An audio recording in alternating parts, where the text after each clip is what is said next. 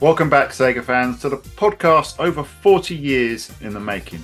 I'm Dan the Mega Driver, one of your hosts for this episode, and I'm joined as ever by my good friend, the Akira Yuki to my Ryo Hazuki. It's James the SEGAholic. How you doing, mate?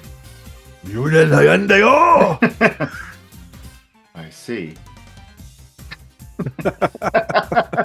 How you doing, mate? You alright?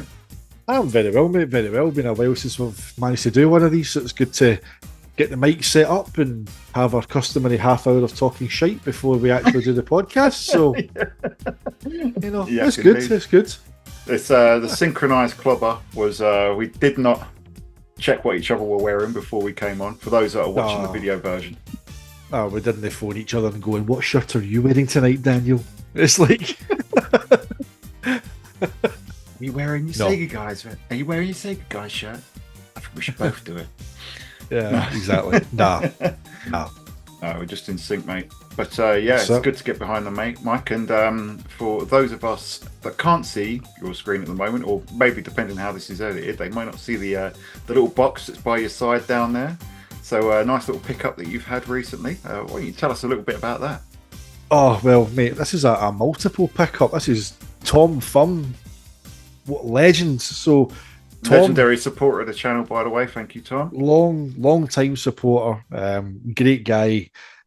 He's notorious for these big boxes. I think he even used to outdo your big boxes for Japan, Dan, that you used to do. But he always gets these, and it's always like Japanese PS2 stuff and Sega stuff, and just the riches that he unboxes is just like amazing, and he gets it all for really good prices. So he mentioned on a tweet that he was getting a twin stick, and I just kind of says, if you spot one for a good price, let me know, and obviously I'll square you up. So Tom, to his eternal credit, literally DM'd me 5 minutes after that reply and says, "Yeah, I found this."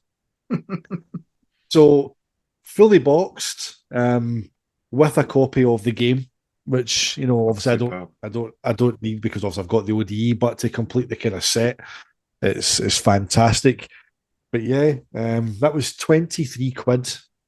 So obviously Tom was already ordering a load of stuff for himself, so this just went in with it, and I just added the postage on for him to send it to me when it arrived. So I had a shot earlier today, took some getting used to.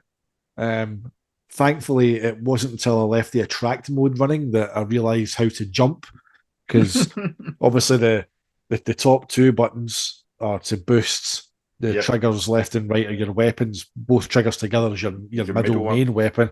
And then it said on the tutorial on the actual attract, you have to go left and right. Splay the legs. I literally flick it up in the air.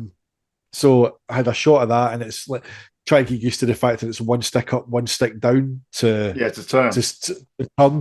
So it's a stick you pull towards yourself is the one that turns the camera.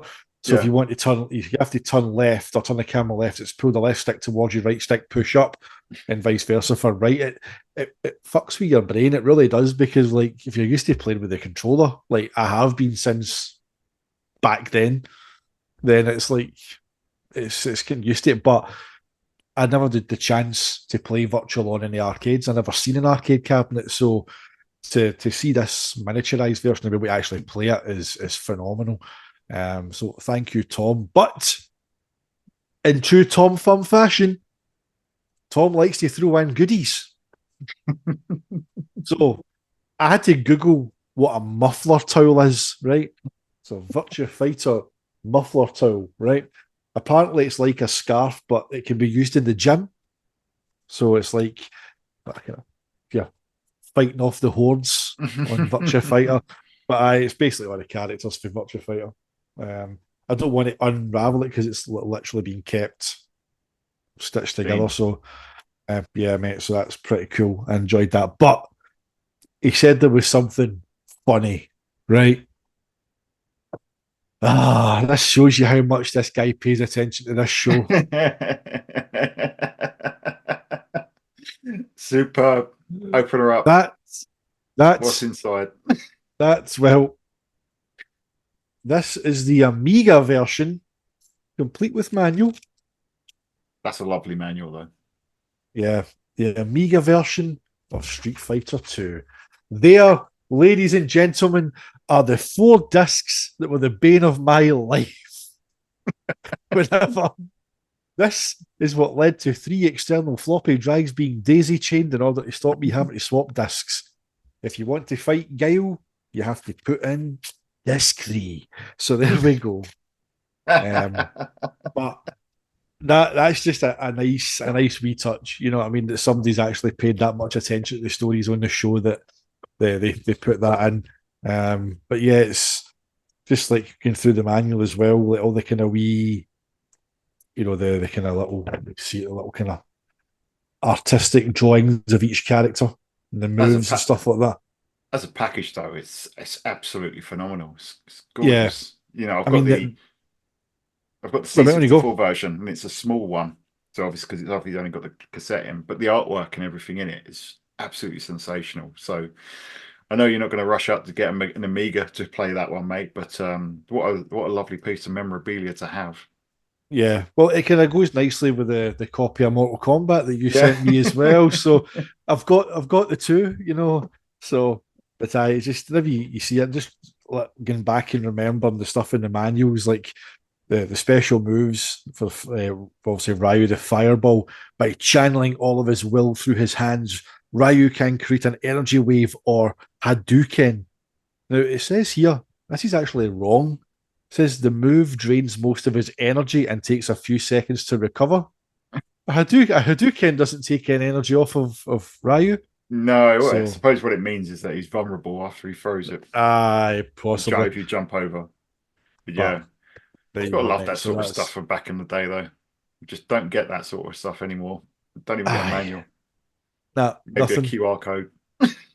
Aye, that's a QR code and an empty holder where a cartridge or a disc is meant to go, just to make it even worse. It's like it's just a bit of paper with a code, Yeah. So, a great day for pickups, mate. A great day. Oh. Did you have anything on your end?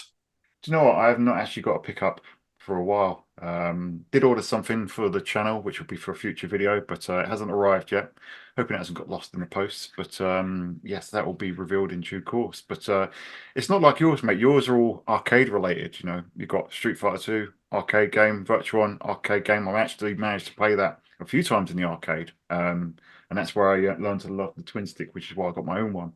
And Virtua Fighter, which leads us nicely into the topic of today. And yes, I think that this one, it may be a little bit contentious, or at least it seems that, because if you look for the greatest video game developers of all time, you should see this man's name. But I am somewhat infuriated to see that quite often you don't. So, mate, and I think this is something that we talked about before, in that we probably should be start giving some of these Sega superstars, developers, the spotlight, because there's enough of them out there. There's so much talent within that company that I think going through, the star-studded lineup of Sega one by one is probably something, if viewers are interested and viewers and listeners are interested, we could probably do a series of podcasts and discussions. Mm-hmm. You think back to the kind of 80s and 90s, it was like a superstar lineup. This was like a who's who of just sheer creativity. And I think on the channel, excuse me, the ones we kind of touch on, Yuji Naka gets a lot of mentions. Tetsuya Mizuguchi, gets a lot of mentions as well. But the man that we're going to talk about today is none other than Yu Suzuki. And this is a pod that I think we've wanted to do for quite some time, especially the angle that we're coming at it from. Yeah, absolutely. Because Yu's most recent and probably most talked about footprint in recent years has been Shenmue, with good reason, and which we'll get onto later on. But Shenmue essentially set the template for a lot of games today. And while players might play it now and think that it's archaic, back then there wasn't anything else really quite like it. But Yu's career started at least 15 years before the release of Shenmue. And he was, even back then, driving the industry forward in ways that very, very few, if any, other developers actually can touch. You know, aside from maybe Miyamoto, I can't think of someone who continuously pushed the boundaries of what the medium could do, change people's perception of what a video game could be, and set the template for so many others. You know, and Yu Suzuki did that several times throughout his career. Well, several times in his first decade making games. So it's which is, you know, unbelievable when you think about it. Yeah, and it's not just in terms of software. Like he's if you go on and look at his kind of his software kind of legacy, and it is a who's who of video games, but he's not just had a massive say in terms of the software, but he's also been a key designer and driver, no pun intended, of of Sega hardware. You know, like although but we talk about the kind of the technology behind like the Model 2 and like, the kind of Lockheed Martin kind of influence and stuff like that, Yu Suzuki going way back, you know, we've got the is it the Sega Space Harrier? Was it board as Yeah. 1985? You know, then Model 1, Model 2, Model 3. He was involved in some degree to Dreamcast and Naomi. So he's just having this impact decade after decade and it just it baffles me, and that's what led to the kind of the idea to do this pod is that like his name very rarely seems to come up in anything other than conversations now about Shenmue. Now that's Yeah. not again we're not going to come on here and shit on Shenmue. We both love Shenmue. We've got a rich history with Shenmue. It's formed some of our kind of best Sega memories. But there's more to this man than Shenmue. Yeah. You know, I a think lot it's more. yeah, I think it is because it's, you know, his most recent and probably it's probably set because it's set the template for what video games are today, you know, open world, high fidelity, narrative driven, high budget. I mean, that is the modern video game, isn't it? That's your Final Fantasies, your Last of Us, your God of Wars, you know, Hellblade 2. Although Hellblade 2 obviously not open world, but you know, very cinematic the way that Shenmue was. You know, you've talked yourself in numerous times and in an upcoming video, which whether it's out by the time this comes out, but Who knows? that's, you know, one of the most eye-catching moments from the Dreamcast's entire life cycle was that opening cinematic with Landy. So the footprint of Shenmue is absolutely huge, and it rightly gets a lot of plaudits, and you does because of it. But I think what we'll do is we'll go through. I haven't got every game that you has been involved in, you and you know his original team that got turned into AM2, because there were games that were worked on by the team that he was the producer of, but didn't have any direct involvement. And they, a lot of them may have been games that didn't necessarily push the industry forward in the way that the ones that you was directly involved in too. So even though Sword of a Million, Rent a Hero, absolutely fine games, good games, but you know, they weren't games that you was directly involved in. They weren't games that pushed you into. We'll touch on. There's other ones like it, but we'll go through the milestone games. But I think one of the most fascinating things that I love about it, mate, is the fact that he came in, joined Sega in 1983, and his first game was Champion Boxing. So the SG-1000, their Sega's first console, had the Champion sports games. So there was Champion Tennis, which I was not a fan of, must admit. Champion Football and all sorts of Champion games. Champion Boxing was the first game coded by Yu Suzuki. And this game just looks absolutely phenomenal, mate. The fact that I don't know how he's done it. There's some sort of wizardry there. I can't find many details about this game. But the SG-1000 infamously can only display two colors per sprite. And yet you've got the boxers, they've got full facial features with teeth and mouths and eyes. They've got different colored shorts and they've got socks and they've got trainers and they're battering the seven lumps out of each other. It doesn't look like the most fluid game, but given the hardware, it looks like some absolute miracle. Have you seen that one? Yep. And as you say, like 83, you think about what was around gaming wise at that time, you know, Yeah, and you're right, you look at like at the sprites for it, they are incredibly detailed, like you say, like the fine details, as you say, like the socks, the trainers, the different colour trunks, the facial expressions, the ring, the crowd. It looks like a game beyond its years, even then.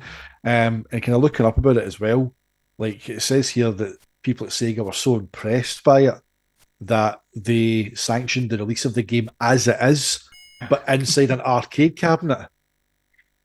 So it didn't even get like it wasn't as if they went, right, that's an arcade game. We'll make it for it. We'll just put an SG-1000 in a cabinet and roll it out. That's how impressive this thing is.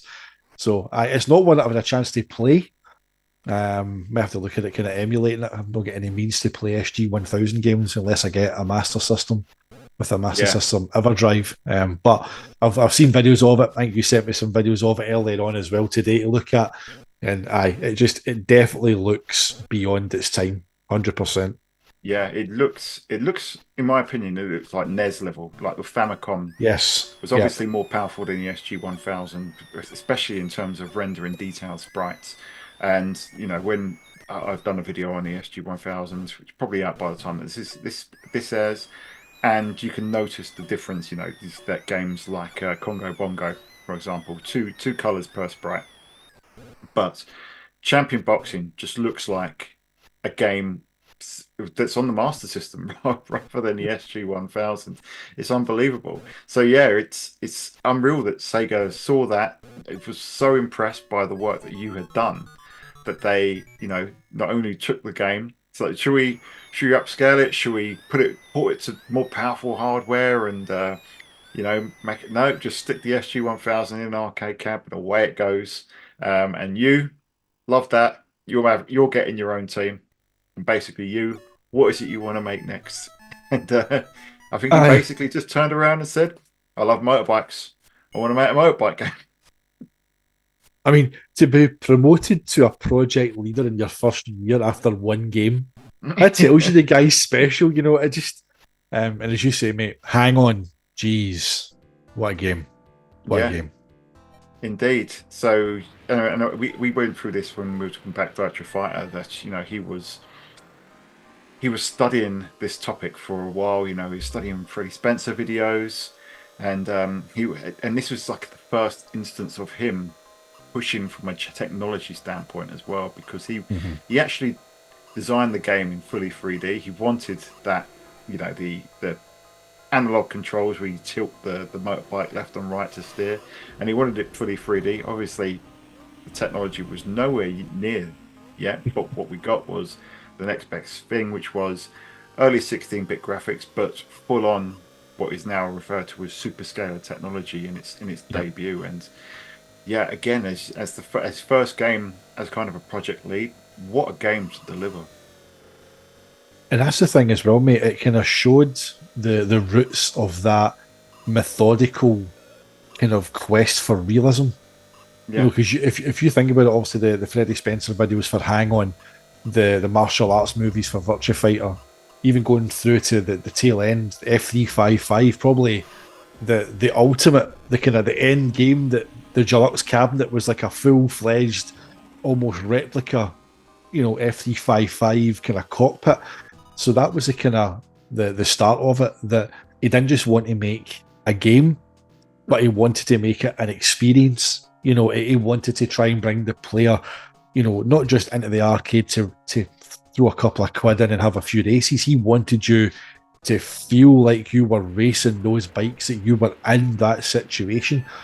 And again, that's something that I don't think anybody had done at that point. That quest for, even with the kind of limited technology, merging the game with that kind of sense of rooting it in reality. yeah, 100%. Because as we go through these games, that's what you see more and more is a focus on realism. Although when we get on to the next game, that wasn't necessarily the case, which is Space Harrier and evolution off the hang-on board, rather than just moving a bike from side to side. This was again fully 3D, so you could move anywhere around the screen, shooting your bad guys as you go through, as your character zooms forward. Space Harrier, one of definitely the most iconic Sega games ever made. I don't think there could be any argument about that. Originally wasn't meant to be this sort of fantasy-esque escapade that we ended up with. It was meant to be your jet fighter game, but at the time the board wasn't quite powerful enough for that. So what they did is they replaced the jet with a guy and put it in this fantasy world. And it's just one of these things where the technology wasn't quite there yet, but what we got as a result is again one of the most pivotal arcade games that there were at the time. Aye, absolutely brilliant. I mean, it was great to actually, we've seen it in the arcade club at Bury as well, which is, I'd never seen a Space Harrier arcade machine until that point as well. So that was a little bit of kind of history there as well. But I mean, it's a shame. It's weird that the Master System got a port of Space Harrier 1, but the Mega Drive got Space Harrier 2, which wasn't quite obviously, that was a kind of like a home only kind of game. But obviously, we got the Sega Ages version on the Saturn as well. So I just absolutely brilliant. Welcome to the fantasy zone. Get ready. It's crazy, really. The music and everything, just I can hear it when you start talking about it. Oh, yeah, it's one of my favourite pieces of Sega music. Is the Space Harrier theme, and when you're talking about ports, mate, it says a lot. You know, it came to the Master System, had a good port on the PC Engine. Never came to the Mega Drive, although eventually came to the Mega Drive Mini 2. You know, yes. A little bit of tweaking there. Yeah, another good version to play there, but it wasn't arcade perfect until the Sega Saturn came around. You know, it took best part of a decade for there to be hardware powerful enough to run Space Harrier arcade perfect. So again, a fantastic classic game and another technical milestone. And I mean, we've gone through 3 games here, mate. So we've talked about Champion Boxing, which, it's a bit of a niche game. It's SG-1000 only, albeit it had an arcade version. But then you've got Hang On. Then you've got Space Harrier. And then you've got Outrun. Oh. And it's just... And again, Outrun had its own board, its own specific board for, that game. And we'll get on to kind of what that meant after this. But these games were getting their own specific hardware to run. And I mean, come on, you've got Hang On and Space Harrier.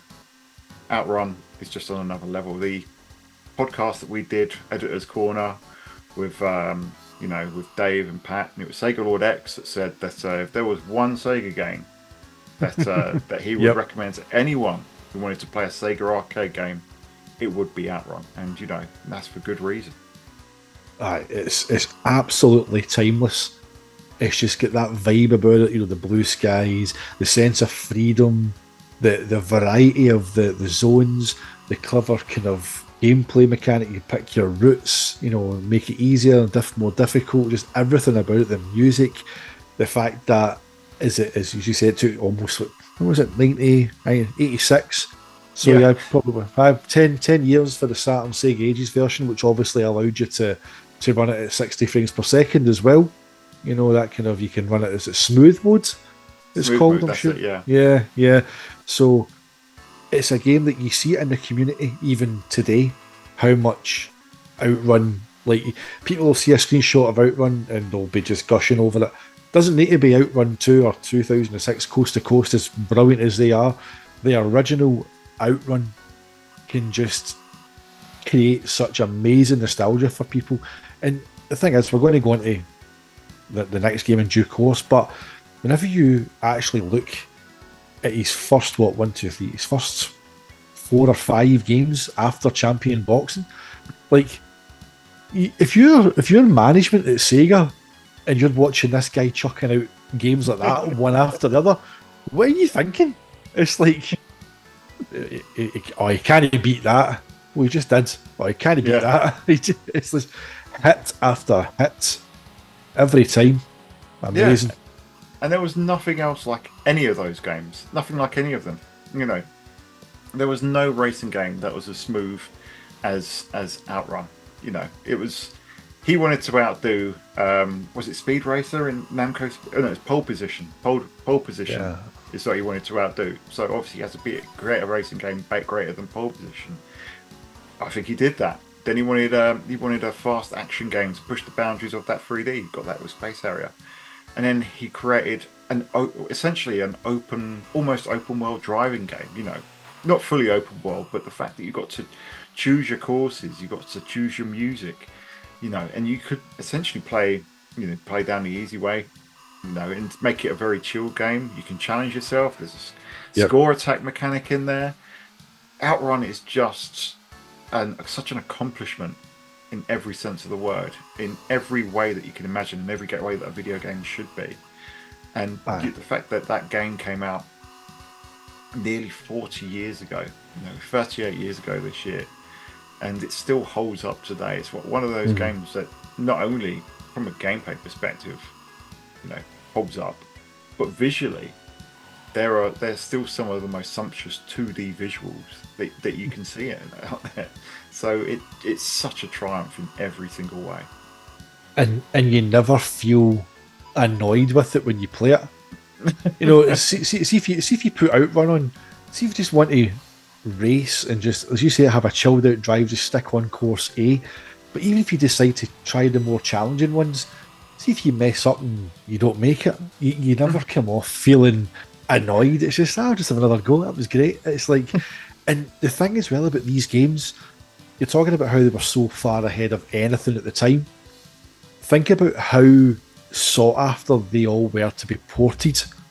Yeah, Because if you think about all the kind of the home computers, like you had Spectrum versions, you had C64 versions, you had Atari ST, Amiga, PC, you had all people wanted these games, and also the results varied platform to platform, but you were seeing that kind of drive that people all of a sudden they wanted that arcade experience to come home, and it could be argued that it was Yu Suzuki who, in fact, I think it probably was Yu Suzuki who started Sega's very mantra of bringing the arcade home, because he created the games that people wanted to see, and they played them in the arcade. They got that kind of buzz off them that the hook was there, and they then wanted it at home.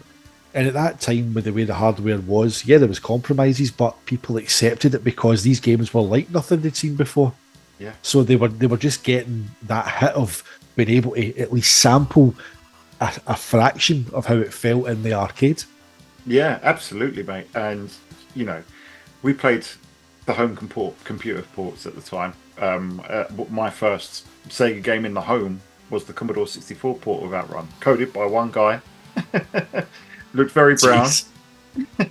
but it was, it was it carried a lot of that energy. It wasn't. It's obviously a very flawed and compromised port, but it carried that energy through. Even some of the poorer ports, that obviously Sega weren't involved with them. They just gave the license out to US Yeah. Gold, and all I can hear in my head is the Amiga version. if it's with it's got that intro, hasn't it, where it goes, US Gold presents Outrun. And I think that's not the Outrun vibe. But No. but what that does show is what a momentous occasion it was to be able to play that game in your home. And it brings me to another point that I was thinking about earlier.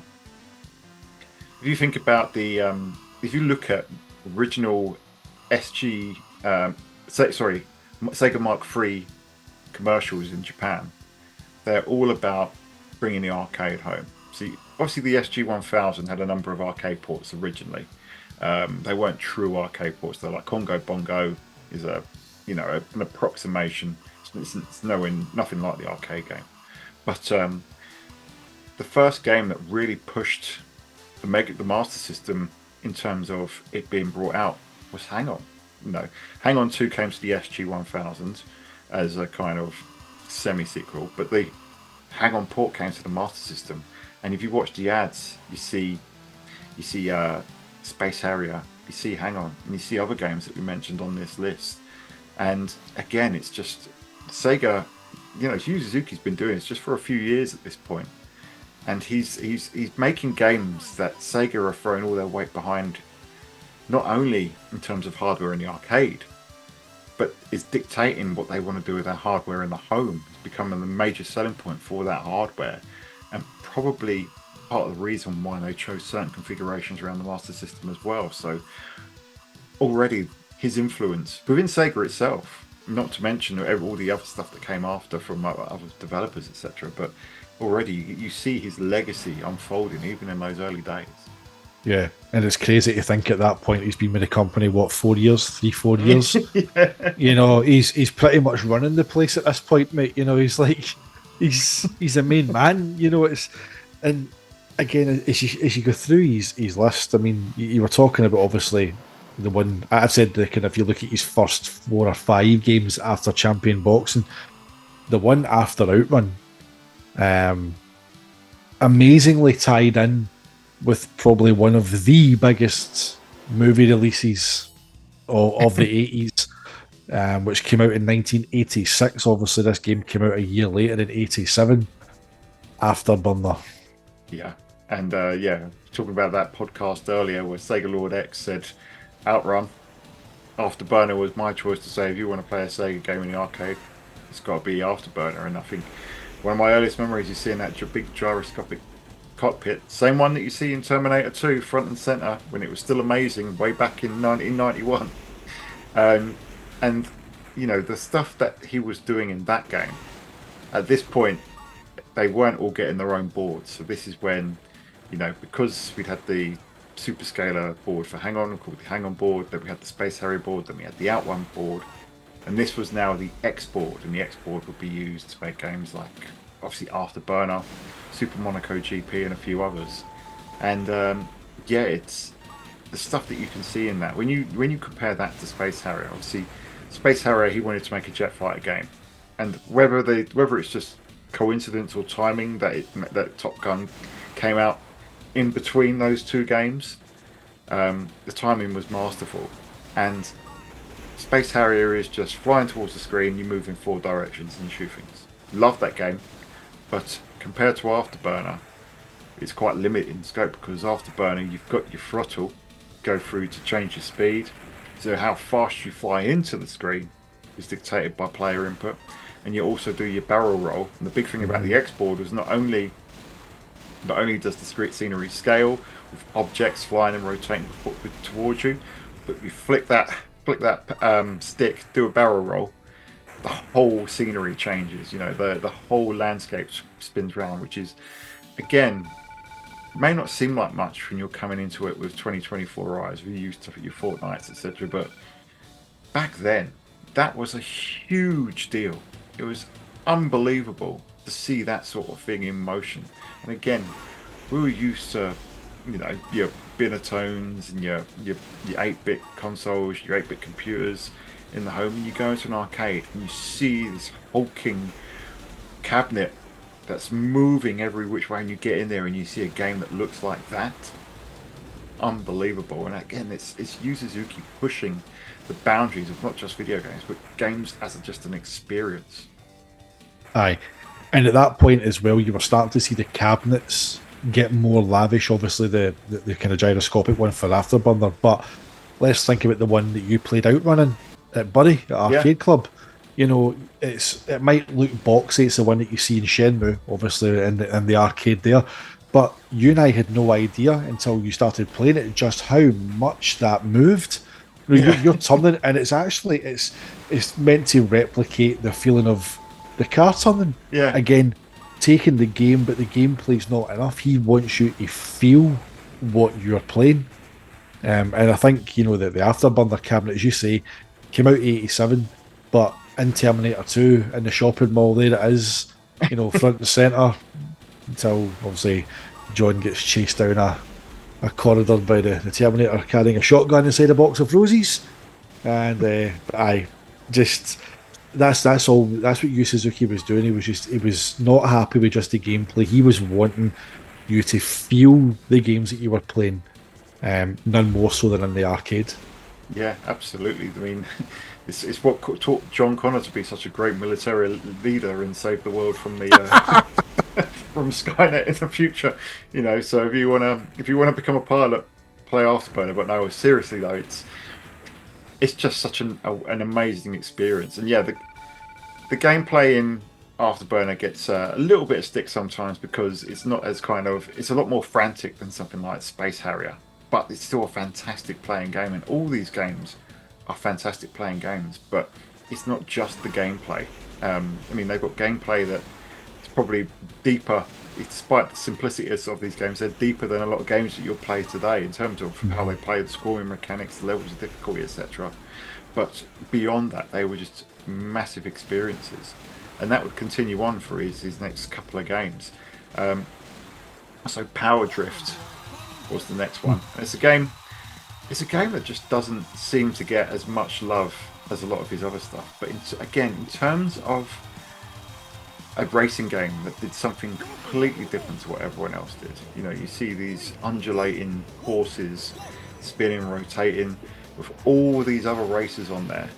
It's an absolutely phenomenal game. It's a shame that I don't think we've seen many releases of it over on home consoles in the West, have we? We never got the Saturn port, never got a port for the Mega Drive, which is a crying shame, really. It's on the Yu Suzuki collection on Dreamcast, but again, that's Japan only. Yeah. You know, so it is on there. It's a great version as well. The funny thing about Power Drift is that I have seen this, but not in an arcade. It kind of ties into that chat we were having with Dave and Mel about arcades.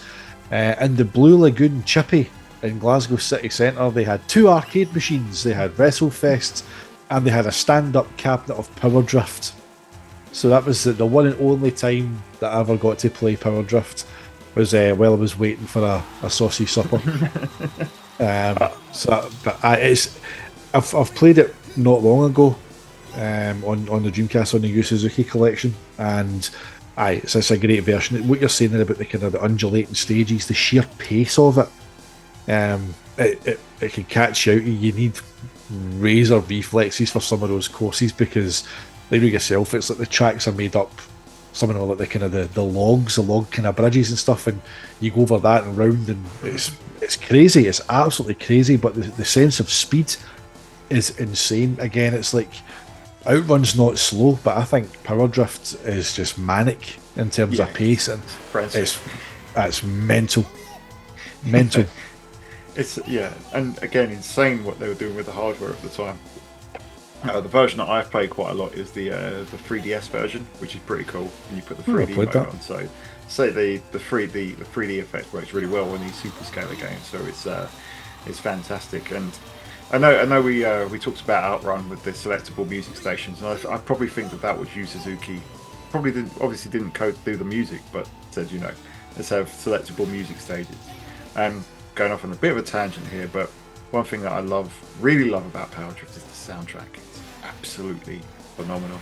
Superb soundtrack.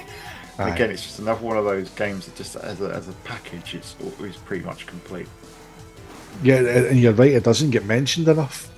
It's like people will go for the kind of like hang on Space Harrier Outrun Afterburner and then maybe jump to Virtua Racing. You know, it's like the Power Drift really does get left out. It's like a kind of like a poor relative, which is unfair because it's a cracking game. Really, really good, great fun. Yeah, absolutely. And well, that was as we're coming into the 90s now. As we hit 1990, we're on the Sega Wire board now, and this came out not too long after Galaxy Force and Galaxy Force 2, which was the update. But this is essentially the spiritual successor for Afterburner, and that is G-Lock. And I was playing this one emulated. Again, this is another one that hasn't really got a proper home port, although we did have ports to the Master System and I think to the Mega Drive, but I don't think we got a proper home port that was arcade perfect. But playing this on MAME, this is an absolutely sensational game. You know, the scaling is just absolutely next level. The mission design is, you know, the fact that you have targets that you take down rather than just flying straight in. It's not a pure adrenaline rush game. There's actually a bit of nuance to it. It's a fantastic one. Have you got much of a chance to play this one, mate? I've only ever played G-Lock on one platform, the Game Gear. Oh, it's a decent version actually.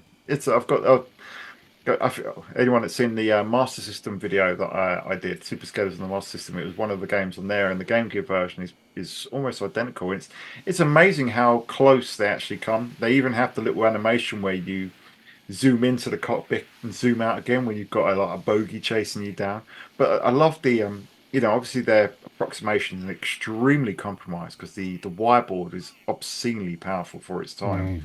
Yeah. But they managed to capture a lot of the essence of the arcade. The kind of the dogfighting, the fact that you've got targets to take down, and then you'll get people that are chasing. You've got enemy fighters that are chasing you.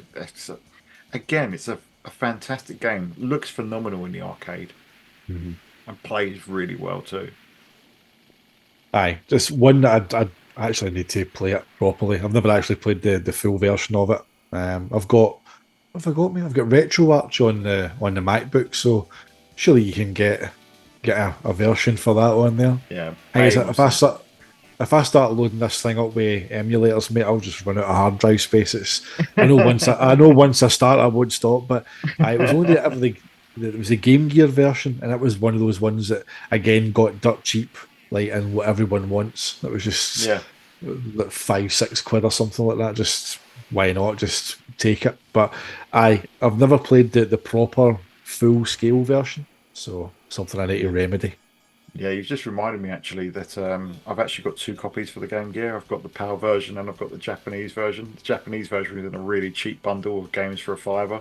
And sometimes I look at I've got those duplicates. I've got the PAL version, I've got the Japanese version, and a little bit of a language barrier in the Japanese one, but the cart art is beautiful. So I'm like, well, keep that one. Why not, mate? Why not?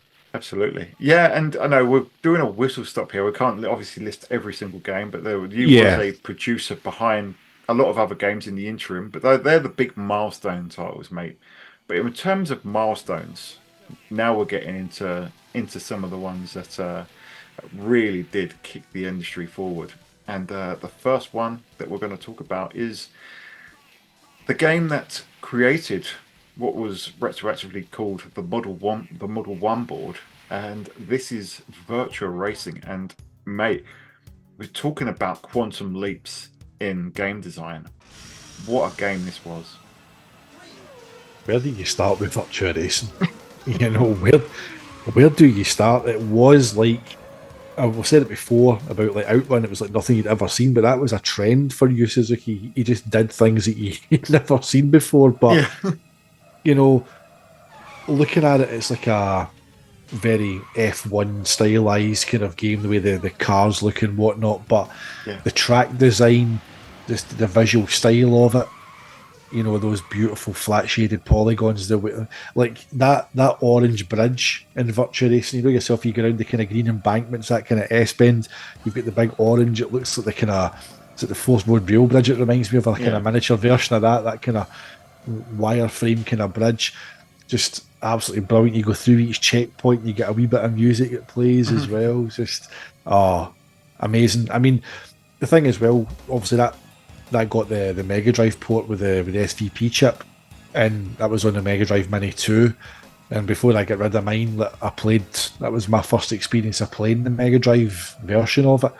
And that's again, for the hardware, what that port did, okay, it was like 15-20 frames per second, but it captured the essence of the arcade game. The Saturn version, we know what happened there. Time Warner ended up working on that, and I believe they were given an arcade machine as their source code.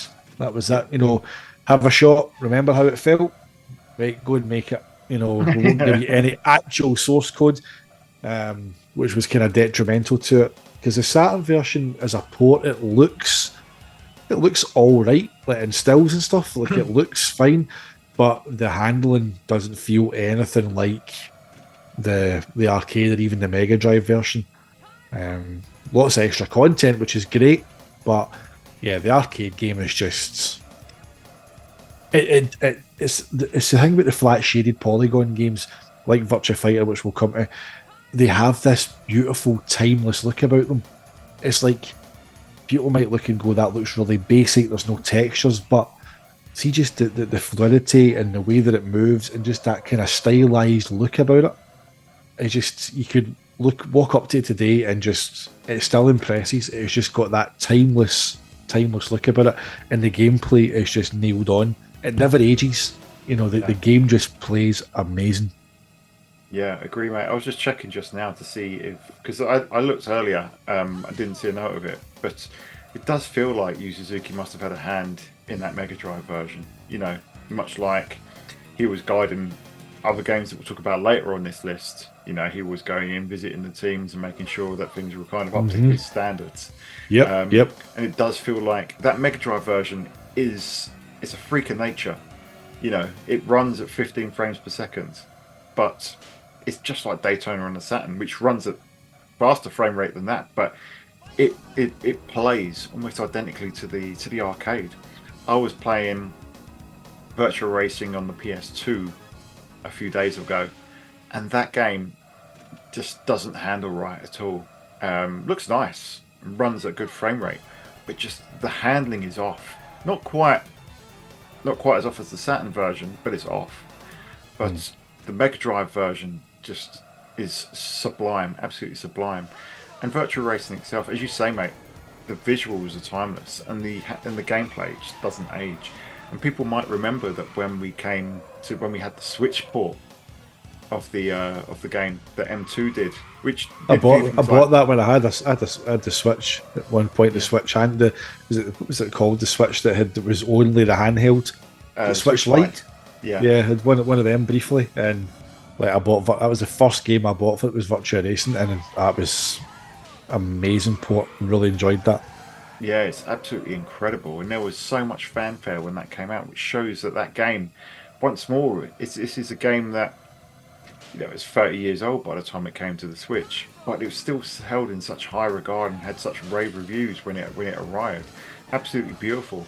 John Linneman did a fantastic, you know, retrospective on the series and a breakdown of why that Switch version is so fantastic. So it just goes to show, even though people look at things like flat shaded polygons and think that they might be old hat and they look old and they're dated, the gameplay underneath was still absolutely superb. And it's criminal that we didn't get that port of virtual racing on any other platform whatsoever. It just boggles my mind that Sega didn't do that. Because you just think that was an easy win. Surely it's not it's on the Switch. It can't be the hardest game to port to PC, Xbox, PS5, PS4, whatever. So, but yeah, once again, just showing how timeless those sort of games can be. I know. I was just checking where you were talking there. It's only a tenner or 15 quid if you want the manual for Virtua Racing on the Mega Drive. Yeah, I'm shocked it's that cheap. I need to get a copy. yes, because it I've doesn't got work the on the Everdrive. EverDrive. No, because it does have a chip. So I definitely I don't really care if it's got the manual or not. I think for a tenner, Yeah, if you only want the cart without the box, it's a fiver. yeah, it Why, seems why to is it sell. that? Why is it that cheap? It must have sold quite well. Even though the game was 70 quid when it came out in 1994, which is an obscene amount of money but it was because of how much the SVP chip cost. Um, but people must have bought it, which just once again shows how what a moment it was for it to come home. And Mm. even though Mega Drive port is very heavily compromised, even compared to the 32X version, it looks kind of visually it's so far away. But the fact that it plays and that it runs looks like that at all on the Mega Drive is just again Sega just working their magic. And as I say, Yu Suzuki must have had a hand in that. And even if he didn't, it's the template, it's his game that he built, that timeless game with that timeless handling that really set the template for it. So what a fantastic milestone in terms of video games. But Yeah. Well, when we just before we move on, mate, it's important to also mention that Virtua Racing is still impacting indie developers to this day yes, because we have Roz Games SPGP Super Polygon Grand Prix, which is like a hyped up, super sharp, content laden tribute to Virtua Racing and looks absolutely brilliant. It's in early access, I believe, just now on Steam. I've asked him if he's going to bring it to iOS or Mac OS on Apple Arcade.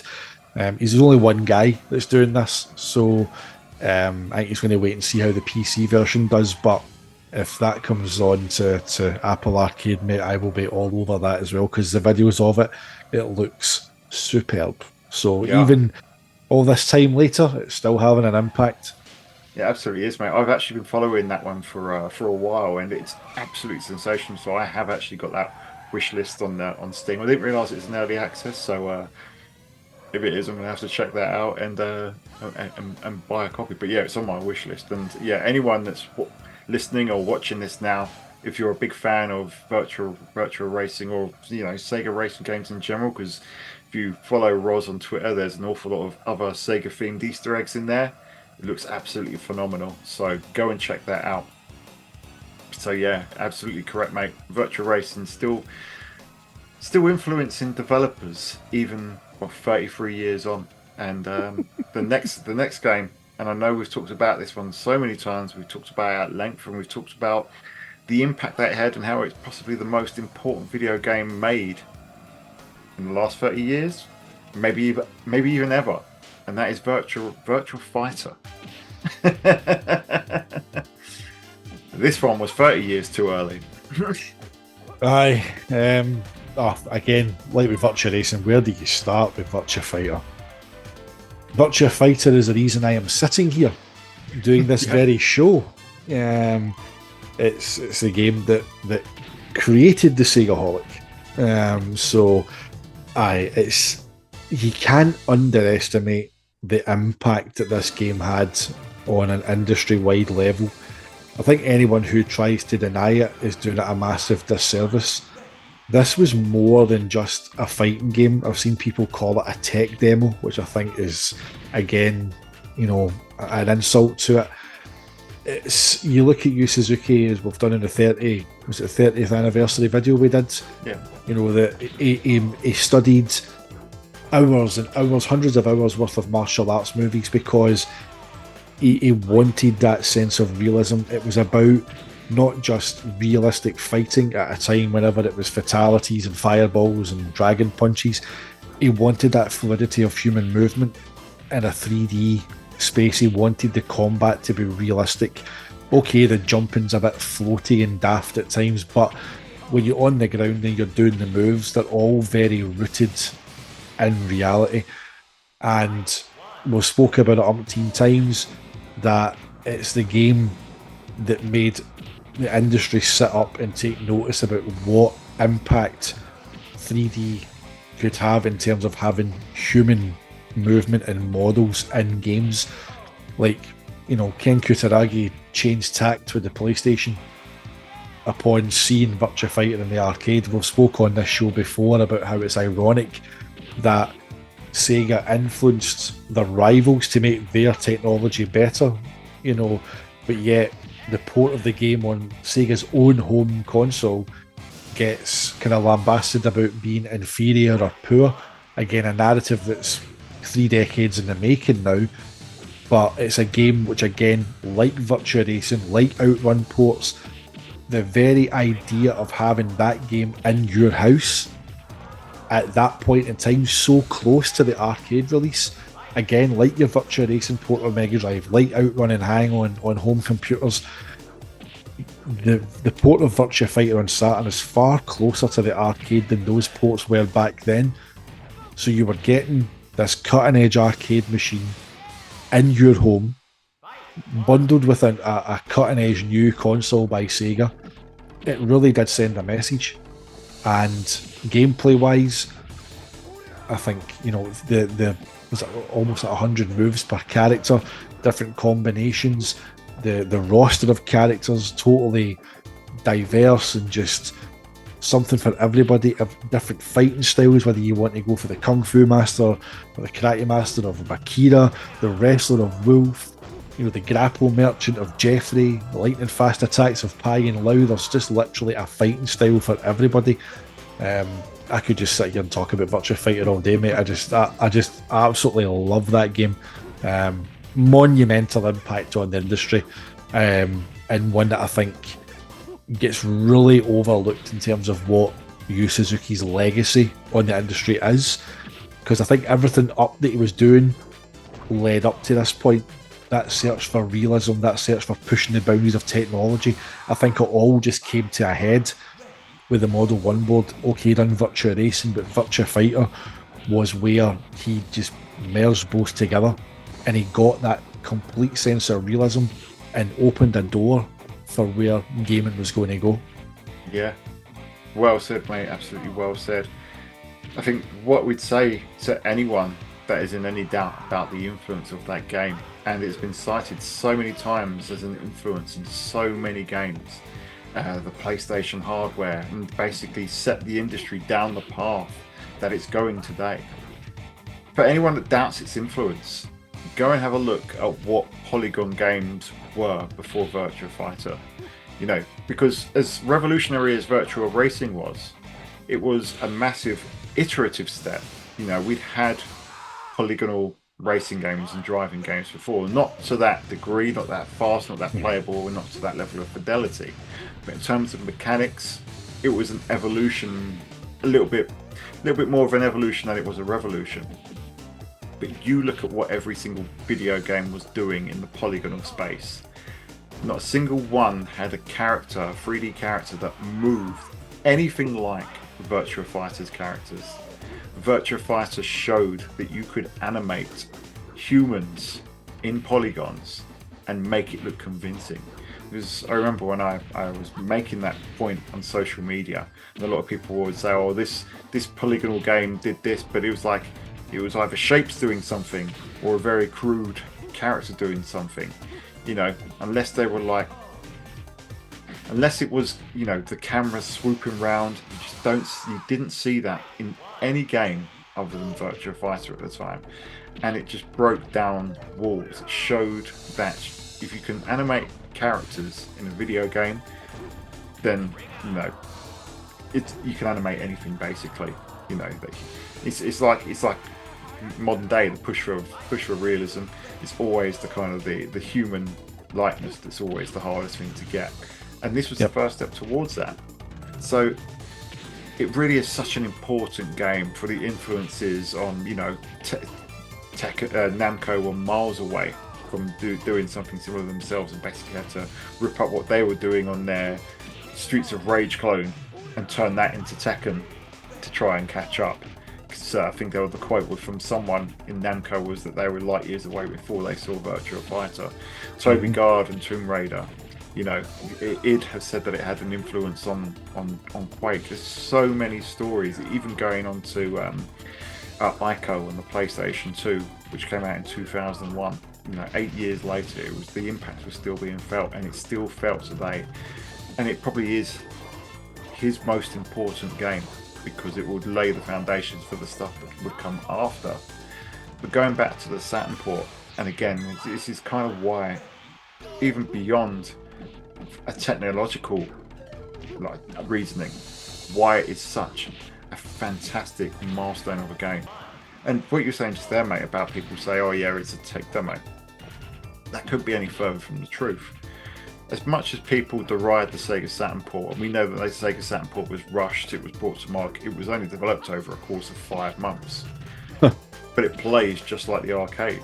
Who was part of the team porting that over? Yu Suzuki himself, which is why that game still plays so fantastically. You know, why was that game such an absolutely outstanding title to play over the Netlink? Obviously, the visuals were the remix version, but the gameplay is fundamentally exactly the same. 30 odd years on, playing that online, still utterly incredible.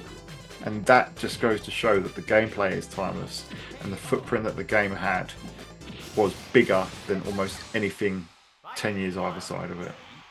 Yeah. See what you said there about the kind of the quest for realism in terms of, and it's always people or humans that are the kind of the benchmark. You got me thinking, because while you were talking, I'm kind of going through, obviously you look at the stuff just now with Hellblade 2, people are using that as a kind of, look how realistic this looks. You think back to Half-Life 2, Rise and Shine, Mr. Freeman. You know, that was, I remember people losing their minds about the kind of the wrinkles and the blemishes under his eyes and the kind of the bags and the ring, everything about that looks so realistic. And even as you go back through and look at what they used in gaming to show realism, it was humanoid movement and faces. Even Mario on N64, a close up of Mario's head. Yeah. The Dreamcast gets unveiled at the new Challenge conference.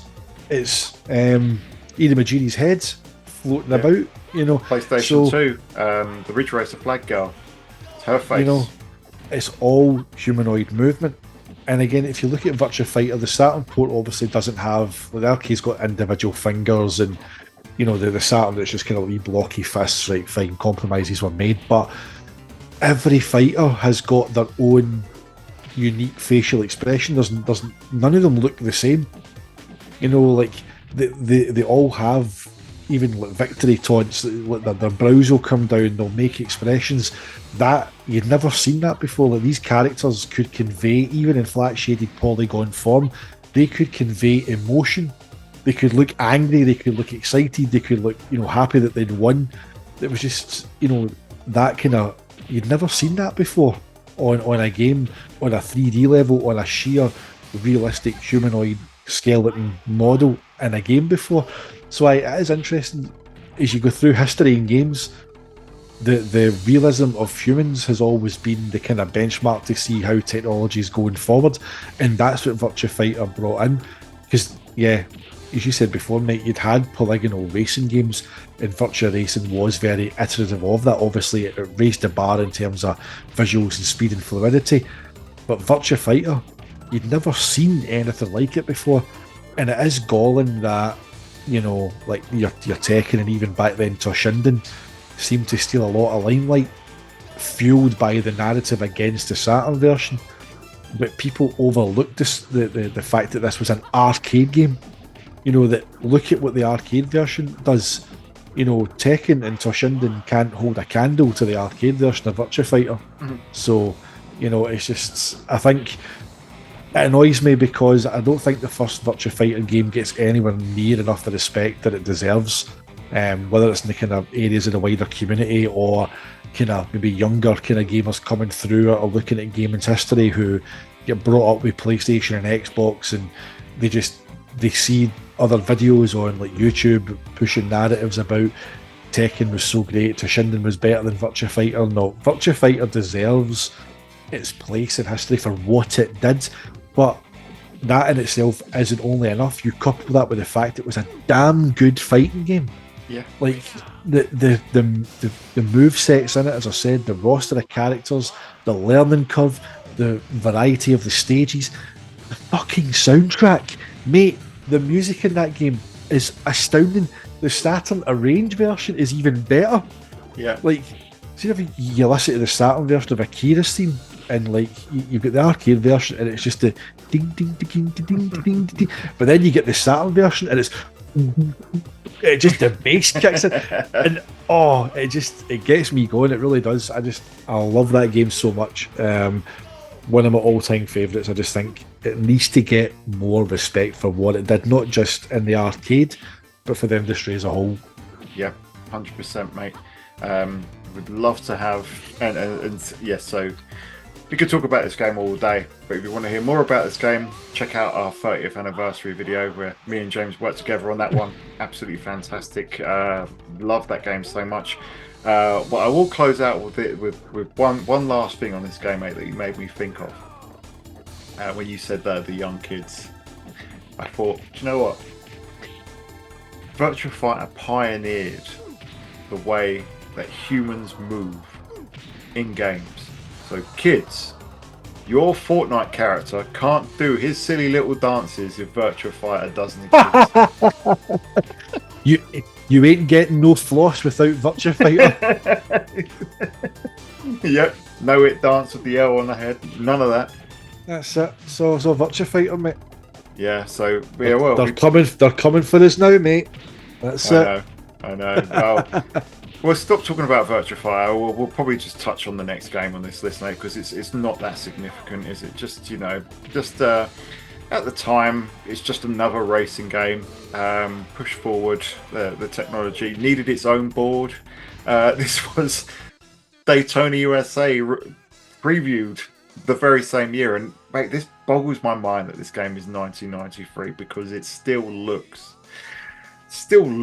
absolutely incredible. But yeah, this one, driven by Toshihiro Nagoshi, who was the lead programmer, but Yu Suzuki had a very heavy hand in this because he was, he's read back through a lot of interviews with you around the time. He's talking about, oh, I've got this great fighting game coming up. We've also got a great racing game that we're working on. So, he was very much, AM2 is his baby at that point, and he's very, very much involved with everything. And again, I feel like we keep repeating ourselves, mate, but in terms of quantum leaps, what was this game like? I mean, it did its location test in 93, right? As you say, same year that Virtua Fighter comes out. So Japanese arcade gamers in certain places are seeing these games together, right? Obviously, it gets its kind of worldwide rollout in 94. But as good as Virtua Fighter is, and we've just waxed lyrical about it, to see Daytona USA, that level of detail, texture mapping, 40 cars on track, 60 frames per second in 1993/94, when you think about what you were playing at home in 1994, like you're thinking about maybe like Lotus Turbo Challenge 2 or 3. I think 2 was 92, so round about similar kind of time frame. Jaguar XJ 220, Stunt Car Racer, games like that. And then you've got that. No wonder, like, John Linneman's done a DF retro on it about how Daytona is the game which made frame rate matter, right? Which in a way is also ironic, considering the Saturn version's frame rate's less than half the arcade, but yet it captures the feeling of it. Again, testament to, despite it being rushed, how good a job the team did of that port. Again, how heavily involved was Yu Suzuki in that and making sure the feel was there. But again, the Model 2 board pushing that envelope even further. Yu Suzuki not resting on his laurels. He's used Model 1 as the kind of test bed. He's got Virtua Fighter under his belt. He's got Virtua Racing under his belt. Now it's time to move on. Breakneck pace of the arcade industry being led by this man and his team with Sega. Insane.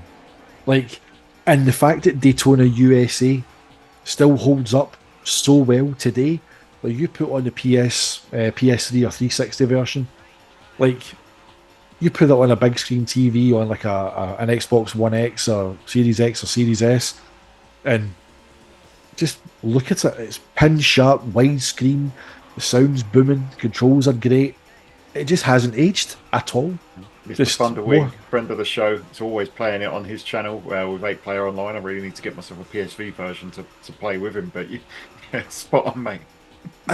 And again, it just again is fueling generations of Sega fans and content creators. Like Thunderwing's channel is just laden with Sega Racer content, but you see him every weekend putting out videos of their races on PS3.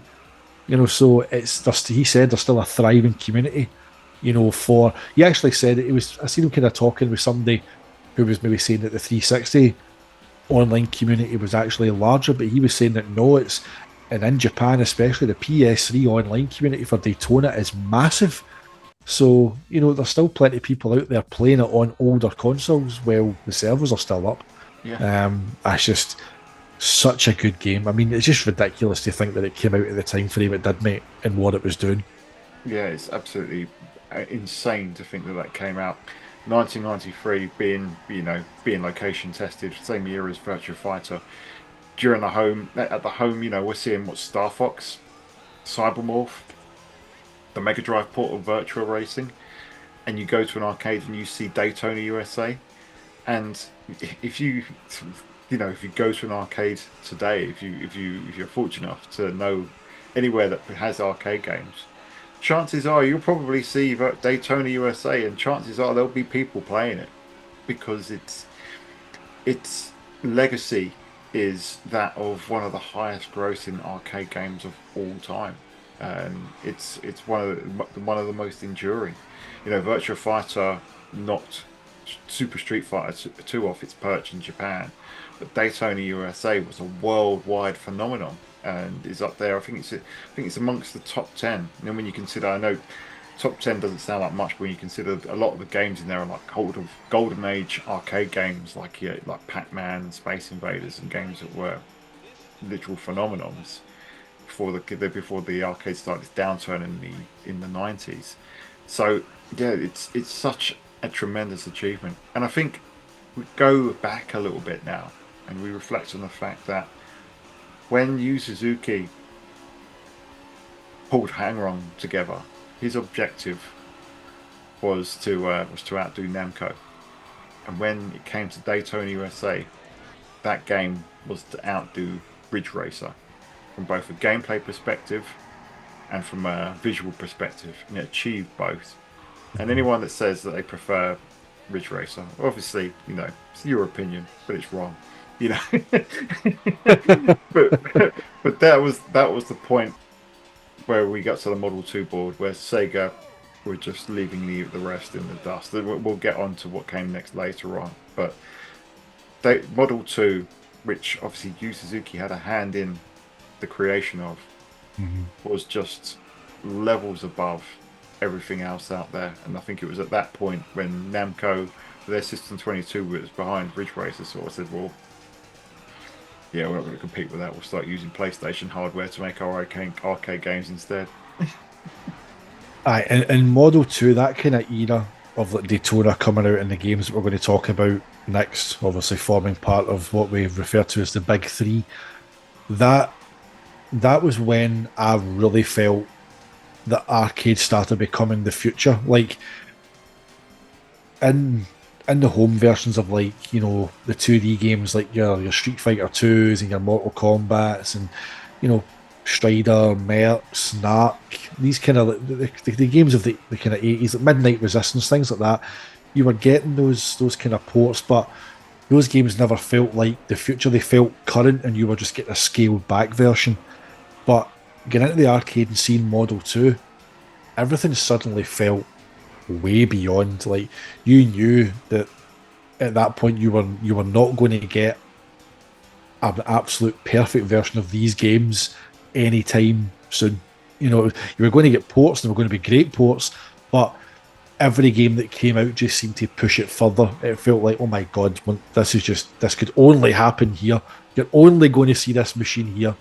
And as I say, it just went on and on. Model 2 is when I really felt that arcade technology took as big a leap as Model 1 was in terms of what it did in terms of humanoid movement and the pace of frame rates and animation.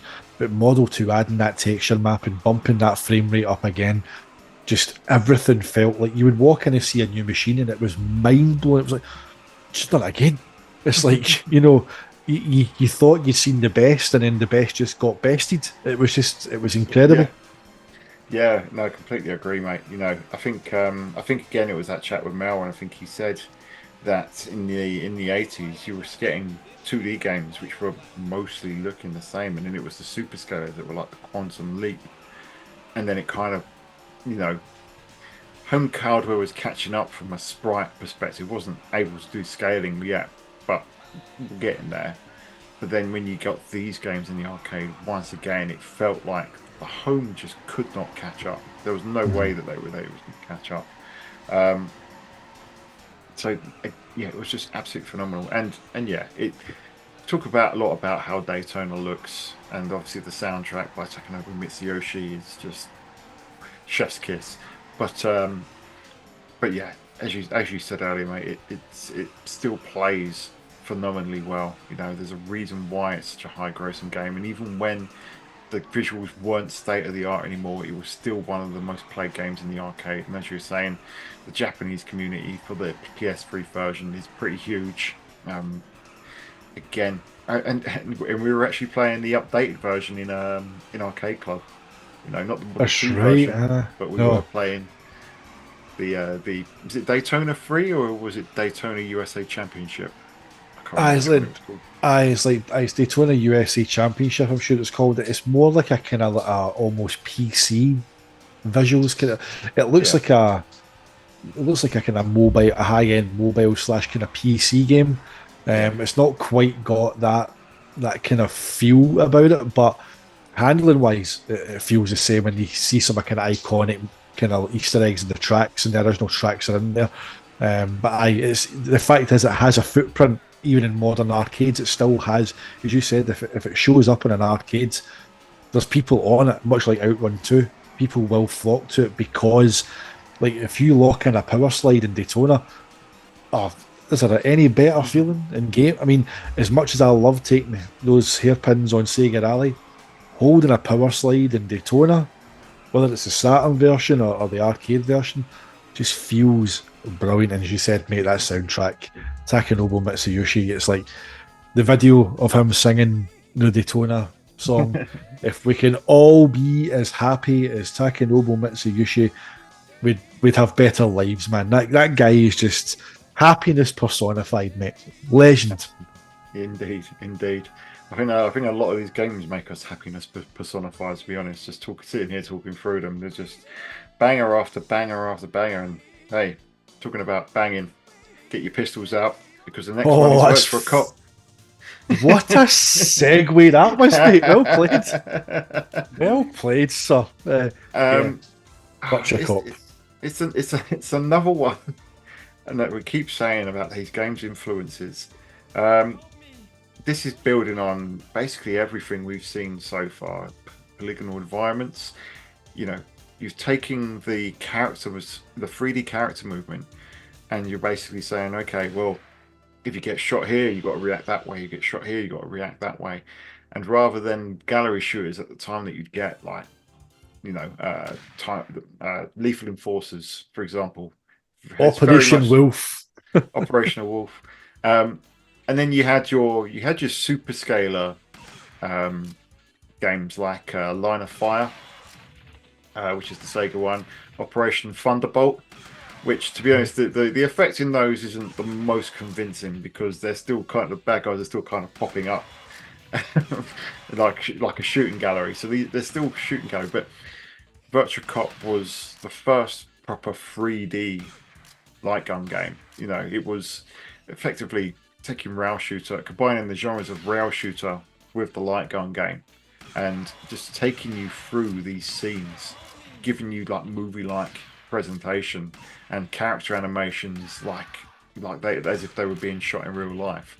Obviously, it's all very sanitized, and you read the story, whether it's the English or the Japanese version, it talks about how you've got the stunner and you're just firing, you know, you're just stunning these guys. No one's dying in this. But what a game this was. And again, when we talk about the footprint, the whole reason GoldenEye 007 existed on the N64 was because Rare wanted to make a game like Virtua Cop. And hey, what else we got? Time Crisis wouldn't exist again if Namco didn't try and copy Sega's homework again, much like Tekken did with Virtua Fighter. That's what Time Crisis did with Virtua Cop. But yeah, again, mate, it's just under Yu Suzuki's tutelage. Obviously, he had a hand. He was heavily involved in the arcade version and was, you know, very much hands-on with the arcade port as well. Just another absolutely sensational game from that man that pushed the boundaries of what a video game could be.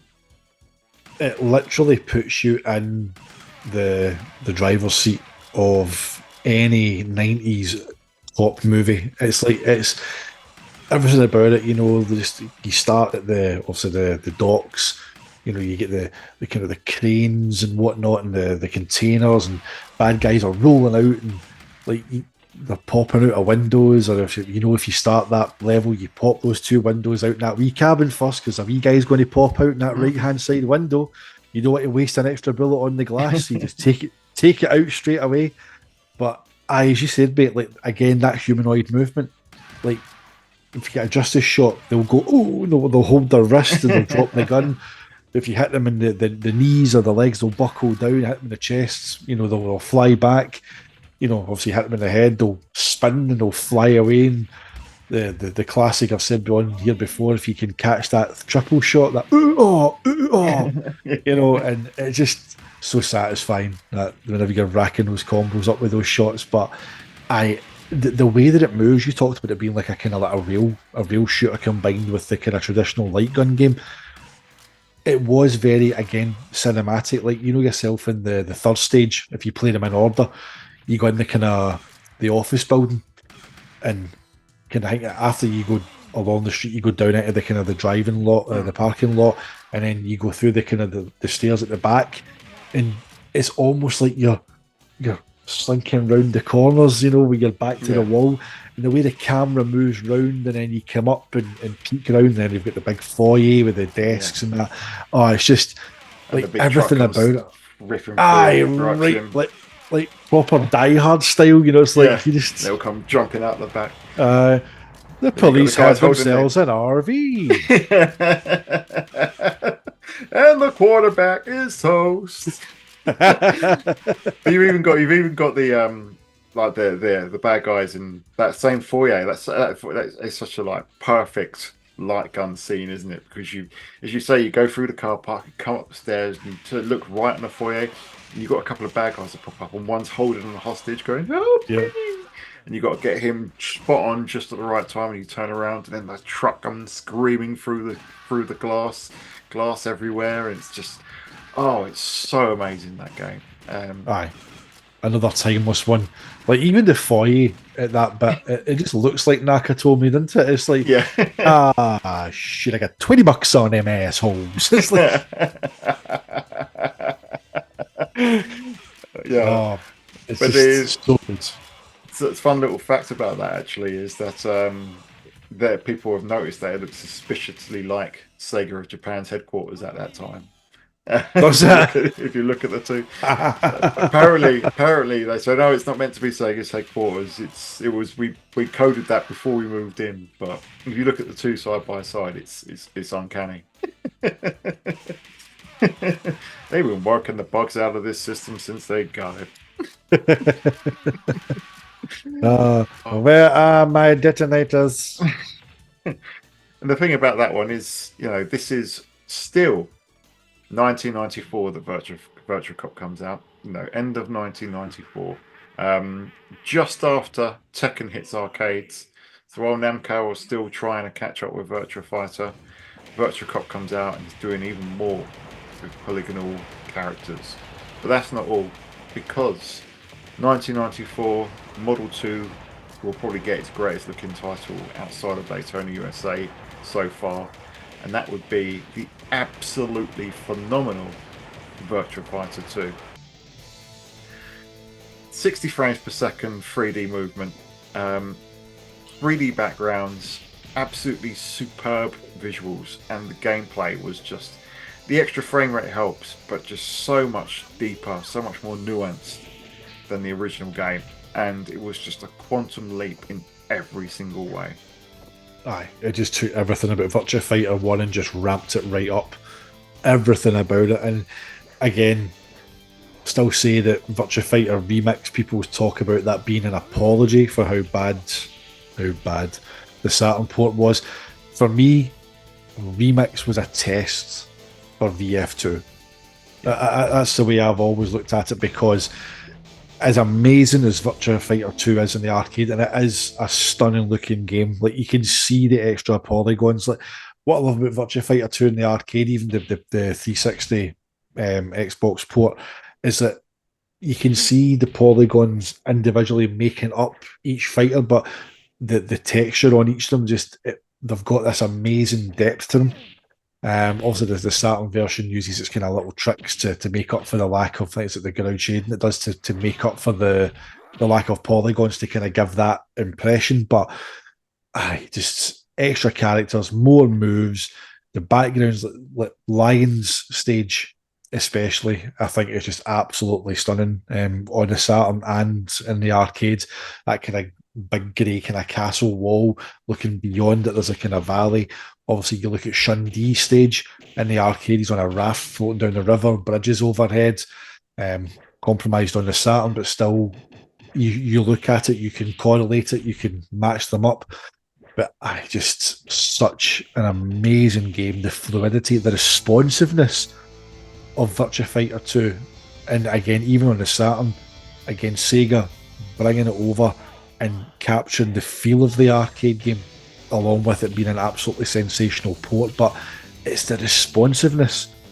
And if you play it on a CRT, obviously through RGB SCART or whatnot, you're not going to lose that. If you play it on a cheaper HDMI solution like a pound or a level height cable, you'll lose a bit of that.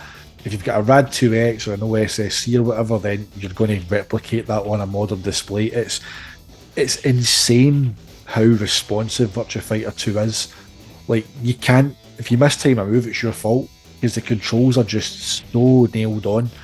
And the Saturn port is just an absolute marvel. I know Last Bronx, which we'll get to probably in the comparisons at some point, but you know, Last Bronx gets lauded for being probably the best looking Model 2 port on the Saturn, but that's just because of how VDP2 was used for the ceilings and the floors and the kind of more advanced techniques to create 3D looking backgrounds. But you know, Virtua Fighter 2 for me, I still think is the Saturn's greatest technical achievement, because what that game did and the sheer step up from Virtua Fighter 1 for Saturn to have been so maligned, you know, by areas of the press and certain gaming, you know, circles, to then turn around in such a short time and go, nah, we're just going to do Virtua Fighter 2 and it's going to be absolutely nailed on, as close as we can get it. It's, for me, it's the greatest technical achievement on the Saturn still. I'll die on that hill. Virtua Fighter 2 is insane on Saturn. I will still, to this day, see if I'm tidying up the house, mate, doing housework or something, I'll stick VF2 on watch mode and just let it, because see, just catching it in motion and just watching it, it's astounding. It's so fluid. Yeah, love it. It really is. It really is. And I think up until Tekken 3, it was the best looking fighting game on any system. Yep. What game came out that looks better than it?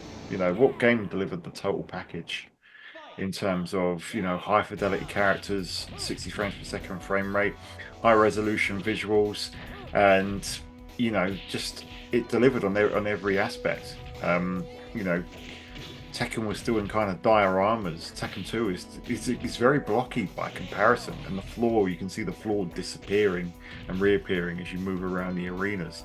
Soul Calibur, Soul Blade or Soul Edge was 30 frames per second, so even though visually it was quite impressive, it was still a far cry from the 60 frames per second of Virtua Fighter 2. So yeah, it was an absolutely phenomenal looking game. And again, we're talking about Yu Suzuki's games here, and this is the conversations around what a sensational game developer he was, one of the greatest of all time. We've gone through so many examples of where he pushed the industry forward, not just through visuals but through gameplay as well.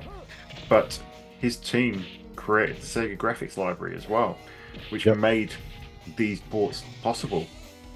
So just from all angles, just an absolutely sensational piece of software, Virtua Fighter 2. The highest selling game on the Sega Saturn for good reason.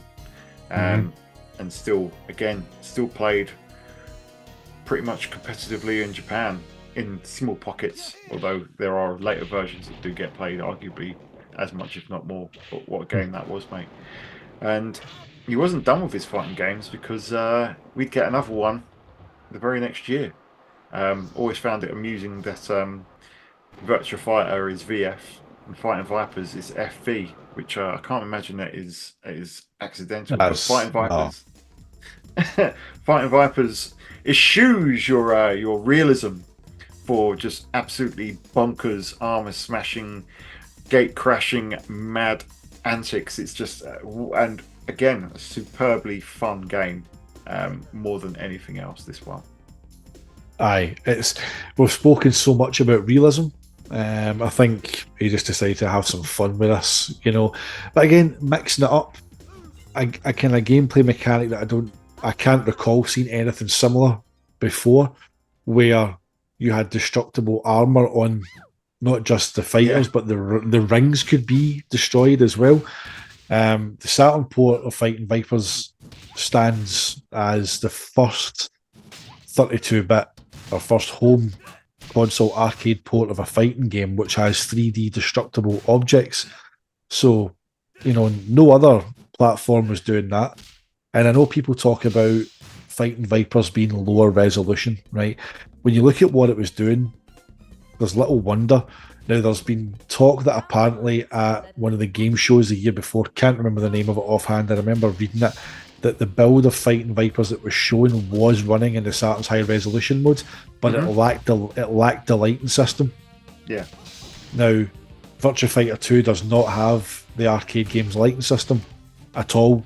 And the reason why they decided to cut that is because 99% of the stages in Virtua Fighter 2 take place during the day.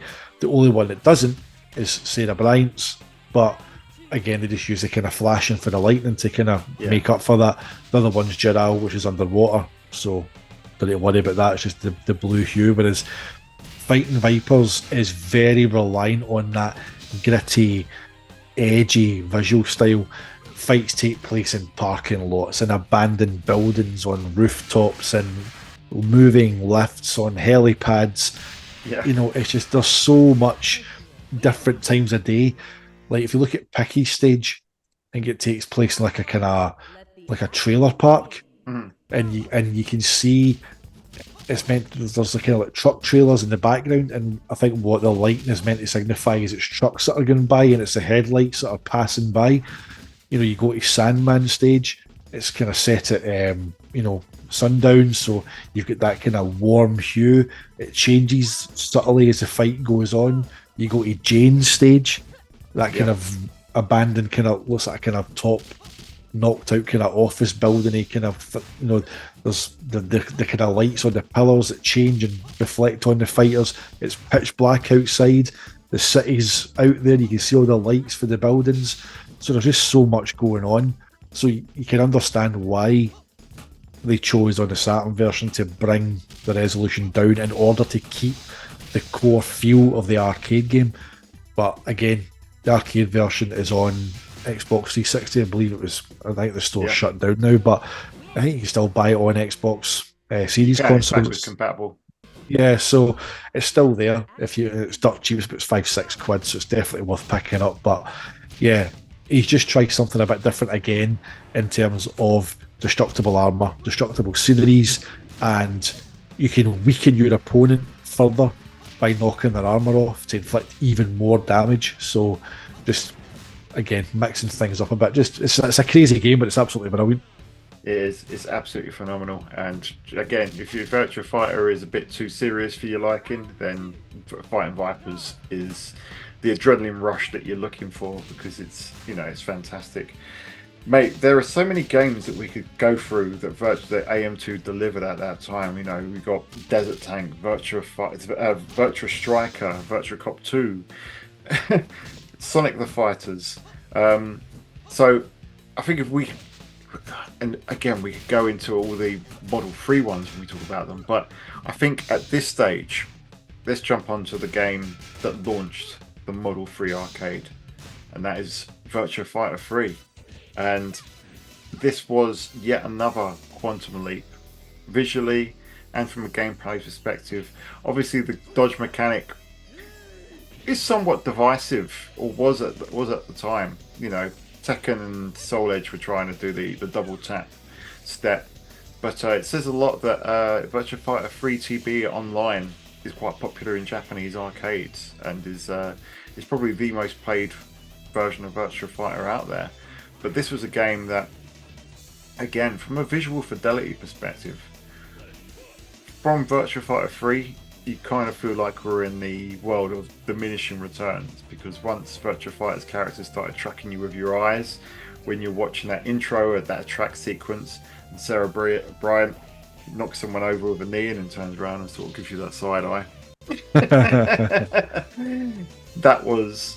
at that point, it looked photorealistic. Obviously, it wasn't, but at the time, it just looked on another level. Yeah, the demo, the early demo that came out of Virtua Fighter 3 and it shows you various characters, but it's got the two scenes that stick out in my mind is it's in Sarah's stage, but it's Pi in her blue costume, and she does a boom boom boom, does a spin kick and sends somebody flying, and she's standing like that, and the camera goes round her face, and you see her tracking it, and then she puts her brows down and kind of growls at the camera, and I'm like, oh my god, and it cuts away to Aoi's stage, and she's in the snow and she's dancing and waving the fan, and her sleeves are waving and the hair's going. And again, if you look at it today, you're probably a gamer a lot younger, you look at it and go, aye, okay. But at that point, again, it was like you just get used to Model 2.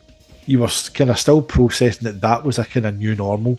And then all of a sudden, you're getting slapped with a demo of this, a video of this, and you're going, really? That another leap again? Like, as you said, mate, it wasn't just individual fingers, they had fingernails. You know, like they could make expressions, again, detailed facial expressions. You could see the muscles in their faces moving. They were frowning, they were smiling, they were tracking your movement. Everything just seemed to be another step again. And that's why, again, as much as people slam the Dreamcast port that Genki did, again, we've talked numerous times referring people to videos that we've done, on various games that have come up through this. I did a video on VF3 why Genki did a good job, in my opinion, and I still think that's an iconic Dreamcast moment in its own right, is seeing Virtua Fighter 3 in any form in the home. Because again, was it 96 that VF3 came out? It was 96. Yeah, think of what you're playing in 96. Exactly, and you were getting that in the home, less than 2 years later in Japan on Dreamcast. So, it's, again, it had to be seen to be believed. It was a quantum leap forward. It's interesting that the ideas they tried in VF3 very quickly got kind of done away with, mostly like the dodge button and the kind of undulating stages. There's various terrains in like VF4 and VF5, but they are still very much restricted to a flat plane. They're not. Yeah. You don't get anything like Lion stage example, the two big red staircases, or Kage stage, which is kind of you've got the hills, the kind of just Street Fighter 2 trying to kill me, mate. See, Megaverse still trying to hit me, but the kind of the variety of the stages. And the kind of the different. If you look at Sarah's underground station, there's the stairs that come down from the kind of obviously into the platform. They're great for launching aerial attacks. They kind of removed that, and I don't know why they kind of, maybe the feedback wasn't great on it from a wider audience. I don't know, but still massively popular in Japan, as we've said. VF3 TB Online's launched, doing great guns. You played it when you were in Japan as well. Yeah, had the pleasure of playing it as well, which is fantastic. So, it's also quite kind of fitting almost that it's the only Virtua Fighter game which still in the home remains a Sega console exclusive. Yeah, I know you can now play it in Yakuza games. Was it the latest one? Infinite Wealth. Yeah, but that's a kind of it's within another game in terms of a standalone port of it. There's been nothing apart from the Dreamcast version. I know. It really should get ported to modern systems. You need that arcade pack to come with all the Yakuza game arcade games in there, mate. Just that's the dream. Just put them all on one package, so we don't need to play. I've no issue with Yakuza games, but see if you could just give us all the arcade games in a nice little UI package. Just pick them. Thank you very much. I'd be on that in a heartbeat. Yeah, absolutely, mate. But there's so many Model 3 games that we could whiz through, like Scud Race, Virtua Striker 2, Fighting Vipers 2, Daytona 2. But I think what we'll do is we'll jump right on ahead to probably his next big milestone game. We've talked before about in the the lead up to the Dreamcast release. It was talking about the synergy with Naomi, and how Naomi was a step beyond. And I think it was you himself who said that Naomi is more powerful than Model 3, and this was almost him realizing his vision of driving a Ferrari, and this is Ferrari F355 Challenge. At the time, the closest simulation to driving a real car in any interactive medium. And if you played the deluxe version with the 3 screens, it was like you were sitting in the car with sitting in a Ferrari. An absolutely sensational achievement. Oh, that deluxe cabinet, I've had the pleasure of playing that. Booth's had that in for like 2 weeks, and it's insane. Like it's an Naomi multi-board game, because obviously each board is powering the different windows, and it's just, we get in that big cabinet, and even the interior, like Sega's arcade cabinets are already notorious for how the attention to detail and just how intricate the design of them are. But this F355 Challenge deluxe cabinet was insane. The steering wheel was luxurious. Even the layout of the dash, the gear stick, the silver gear stick on there, everything about it was just top notch. And you get your flash button for all your assists. Your ABS, your turn assist, all these kind of various 5 assists you can turn on and off. And if you leave them all on, it does feel very on rails at times. But if you take them off, even take a couple off and play about with it, oh my god, it's so unforgiving. But as you said, mate, it's literally, in the Dreamcast version, is the exact same. Like, it was at that time the closest you could think to having an actual Ferrari, that the experience of driving a real Ferrari, it was the ultimate kind of end game of realism and gameplay. And I know some people call F355 boring. I've even seen some people compare it to like the Monaco Grand Prix. It's just like a procession, because it's not easy to win in it. I think I've got second in a couple of races, and that's with all the assists on. And if you take brake assist off, you can maybe influence it a bit more, because you can brake later, get into corners and try and do the old Michael Schumacher, right in it, wait till it lasts and just slam the brakes on and try and flick it round. But it's just such a good game. Still spit it out if I try and do that. Aye, and if you don't, if you time it wrong, or you turn the analog stick or the wheel at the wrong time, you are going to spin off. It's just, and the Dreamcast port again is as expected, with it being Naomi. Doesn't need to rely on having the multi-board set up, because you're not getting the 2 screens either side, you're just focusing on the windscreen. But the Dreamcast version is superior to the PS2 version. It's got a better lighting system. The PS2 version did gain a third-person mode, or a view. Someone has actually hacked that into the Dreamcast version. It's on Dreamcast Talk forums. There's videos on YouTube about it. Apparently it came out late last year, and I was watching some of that. I don't know if you still need the Action Replay code to activate it. I think you have to use that to boot into the game, and like, you kind of cheat the game into thinking that that's a default setting. There's not an option on the controller to change between first and third person. You boot it into third person view, but that was an option in the PS2 version. But the Dreamcast version, the lighting is just sublime on it. Like, those kind of races at sunset, the light blinding you. Yeah. You're like, oh, it's amazing game, amazing.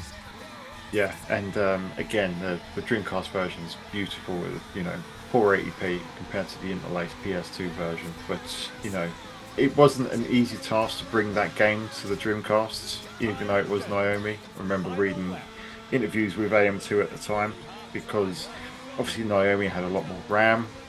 Yeah. There was the 3 Dreamcasts, one operating each screen, and then there was the Control Dreamcast to give it a little bit more oomph. So the fact that it came pretty much completely intact was amazing. Plus it had all the extra courses as well in the Dreamcast port, which came to the arcade as, do they call it the update, or do they call it, they called it version 2? It was F355 Challenge 2, they called it. It was basically, so it was like We had an arcade game in Naomi that got ported to Dreamcast with extras, and the Dreamcast version get ported back to Naomi as a sequel in the arcade, which had all the features of the Dreamcast game. So it's like full circle, mate. It's brilliant. Absolutely. So we're coming near the end of kind of his most prolific era now, mate. And obviously, when we get to kind of Dreamcast era, we've touched on Naomi. There was a lot of other games once more. You know, we're talking about games that he was a producer on. There were so many. Outrigger was a big one for him, which it was an absolutely fantastic game. There was also the what are they called? The trucker game. The name is escaping me at the moment. 18-wheeler. 18-wheeler. Yeah. So there's 18-wheeler, but obviously the game that we have to probably come to the end of this segment of is of course Shenmue, and I think you look at what Shenmue did in terms of, we talked about games being cinematic, you know, before this. Talks about the animation of characters, high fidelity, near photorealistic characters. You know, we've talked about how Yu Suzuki was pioneering choice with open worlds in Outrun, and Shenmue does feel like the manifestation of all of that in that one package. And yeah, we've talked about Shenmue many times, man. And we talked about it at the beginning of the podcast, where, you know, a lot of people still think of Yu Suzuki as Shenmue, but and it's such a triumph, that game, when you realise, you know, what it did to influence games that came later. You know, would we have Grand Theft Auto the way it is if it wasn't for Shenmue? Would we have all these open world games, Assassin's Creed Odyssey, anything like that? You know, even though playing it now, there are things that might feel antiquated, Shenmue is the game that started that whole, you know, the closest thing to a game like that was what, Legend of Zelda, maybe Ocarina of Time, and even that isn't a direct analog. And yet, despite all that, despite it being a game that spawned many copycats, there's still nothing quite like that original game, is there? Yeah, and what you said there about Shenmue being the kind of culmination, I think obviously the fact that Shenmue was meant to be originally Virtua Fighter RPG, yeah, you know, that Ryu Hazuki is, in all effect, he started off as Akira. You know, the kind of nod is the plaster is still there. Yeah. You know, so if you look at even the Project Berkeley disc that came with VF3TB, the way that it changed, you could still see some kind of nods to Virtua Fighter there. There was the character design evolved dramatically. Lan Di looks pretty much the same in the Project Berkeley disc as he did in the final game, but Iwao Hazuki looks completely different. He's a lot younger and his model's different. Ryu's totally different. It doesn't have his iconic jacket or anything like that on. So, you know, changes were made, but I think, you know, the culmination of all that arcade realism, you know, the humanoid movement, as you say, the choice, giving players choice and what route to take, all these kind of wee things from different games all started coming together. He laid the foundations. Obviously, Shenmue, he wanted to tell a story. You know, you said before that, and I've said it in the Dreamcast Icons video as well, that Shenmue's in there. The sheer level of like kind of choice in terms of the, you know, anything you look at it, you go to the arcade, you can go to the shops, you can, you know, you can buy toys, you can buy food, you can put money in a vending machine and drink a can of Coke. You know, it's like there's just so much. The world is so alive, you know, that you can talk to anybody. Every character, every NPC has a routine. They have a life in this city. You know, you can wait for a bus to go to work. You can miss the bus that takes you to work. And you need to kill time until the next one. You know, and people may look at it, you know, today and think it's kind of, you know, a bit archaic and kind of stuck in its ways and old-fashioned. The camera movement's bad, but you have to appreciate Shenmue for the time that it came out, what it was doing, what its contemporaries were, what other games were doing. There was nothing like it. Again, that phrase that we keep using for all Yu Suzuki games, there was nothing like it at the time.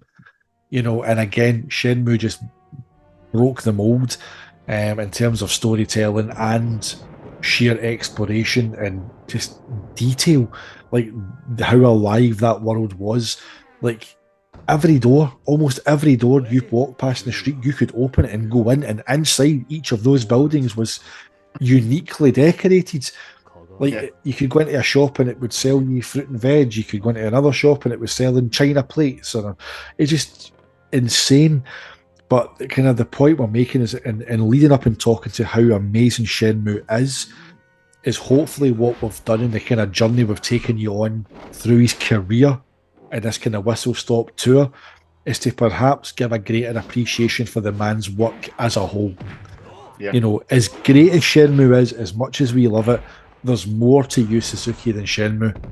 And what he did in those formative years at Sega, all the way through Model 1, Model 2, Model 3, laid the foundations for what would be, put into Shenmue, and then, expanded on in terms of open world and storytelling and things like that. But aye, it's Shenmue is gorgeous. It deserves its place in gaming folklore for what it did for the industry.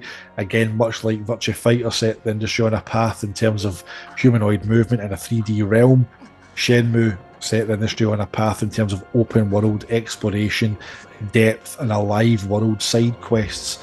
Voice acting that was okay. It's a bit jarring now. Japanese version's a lot better. It's a bit more authentic, I feel. But in the main, it still tried to convey real human emotion in terms of character interactions. But aye, just appreciate Shenmue for what it is. It's a stunning game. We love it. But just let's remember that there's more to Yu Suzuki than just Shenmue. yeah, and that's just what makes him one of the greatest video game developers ever. Not just someone that made a popular game. He's made many, many popular games, albeit a lot of them were 20 years ago. But he really pushed the industry forward in so many ways. And interestingly, continues to do so. It's a little bit more understated now. And I'm sure people will think, Shenmue 3 was.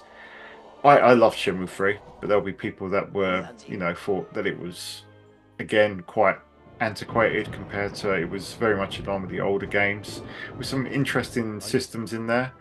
But I think it's probably best to, when you talk about the modern Yu Suzuki, obviously Shenmue Dojo did an excellent interview with him when he talked about his future plans for future Shenmue games.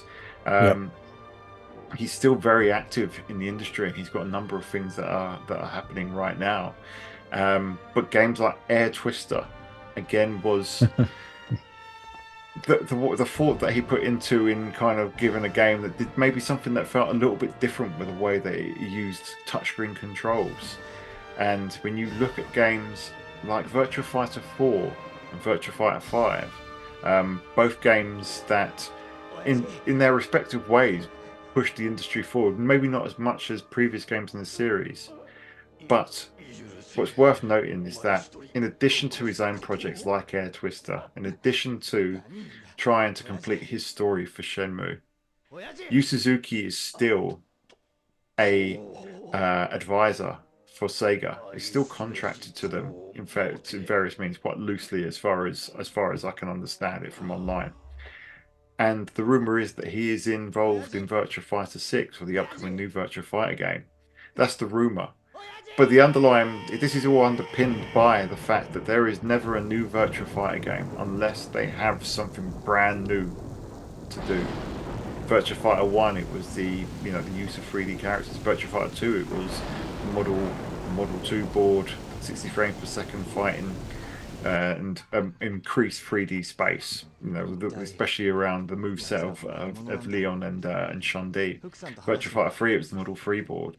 Virtua Fighter 4, it was the interactions with the 3D environment, and Virtua Fighter 5 at the time featured the most complex and detailed 3D character models ever.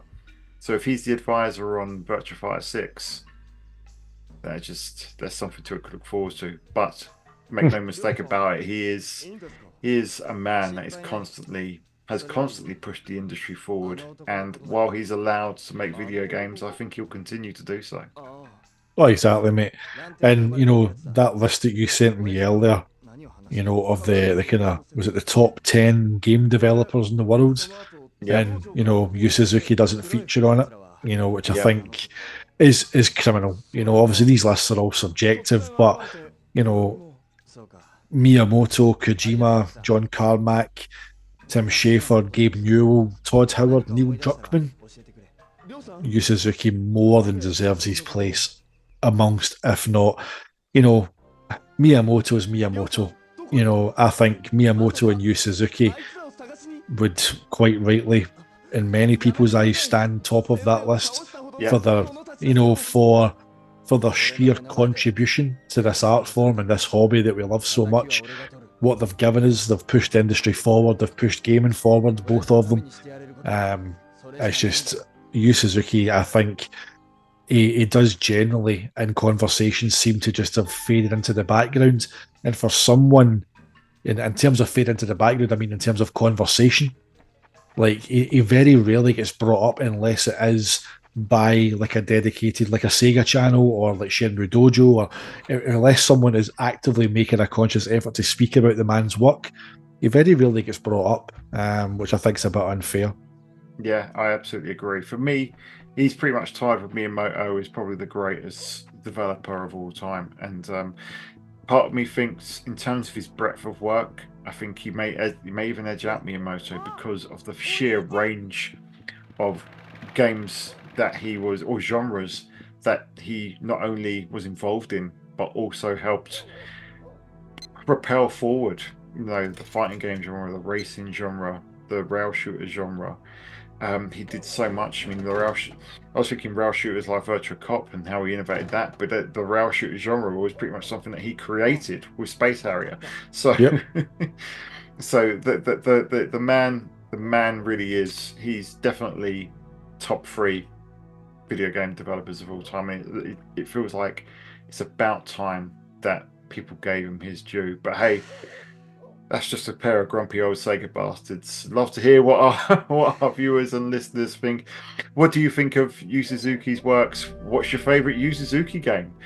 Please get in touch, whether it's in the comments below, whether it's in the Radio Sega Discord, whether it's in the live chat. Hey, whether it's on the Sega Guys Discord, or you can reach out to us both on X. You can find James at the SEGAholic. You can find me at Swooper_D. And hey, if you really fancy supporting the show, you can think of becoming a member for as little as 99p. And James, if you could let us know who our supporting members are today that are making this show possible. Certainly, our premium members, we have Andy Mackey, we have G-Man, we have Stiff Peaks, we have I Am Mikowski, Craig Williamson, we have Resident SD, P-Wall, Tom Thumb, Peter007, and of course our good friends, our Saturn and Sega brothers at Sega Saturn Shiro. So thank you very much to all of our members and subscribers for your support. And if a monthly subscription isn't your thing, not a problem at all. We appreciate your support in liking, sharing, subscribing, getting involved in a Discord, joining a live chat, dropping a comment in there. We'd love to hear from the community that we're kind of building here. So thank you very much to everyone for your support. Yes, and just to echo that, thank you very much. If you've watched all of this and you're with us until the end, or if you've listened until the end, thank you so much. And we hope that you continue to share the love of Sega. And we will see you on the Sega side. Sega.